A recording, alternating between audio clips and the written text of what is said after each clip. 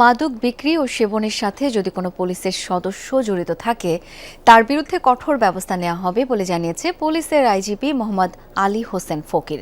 দুপুরে রাজারবাগ পুলিশ লাইনে পুলিশ সপ্তাহ 2026 উপলক্ষে মাদক নিয়ন্ত্রণ ও অস্ত্র উদ্ধারের সাফল্যের স্বীকৃতি আইজিপি ব্যাচ প্রদান অনুষ্ঠানে অংশ নিয়ে কথা বলেন তিনি।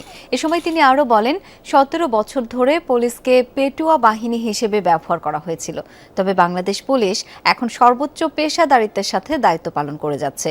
পরে সাংবাদিকদের এক প্রশ্নে আইজিপি দাবি করেন, পুলিশ পদক নিয়ে কোনো বিতর্ক নেই, পদক যাচাই বাছাই চলছে।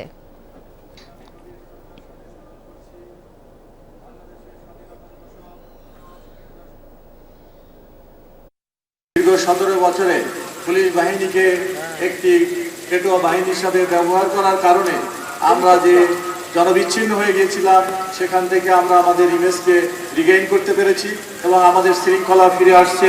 পুলিশ বাহিনীর কোনো সদস্যের বিরুদ্ধে যদি কোনো মাদক সেবন বা ব্যবসার সঙ্গে সম্পৃক্ততার অভিযোগের সত্যতা পাওয়া যায়, তাহলে তাকে কোনো ছাড় দেওয়া হবে না।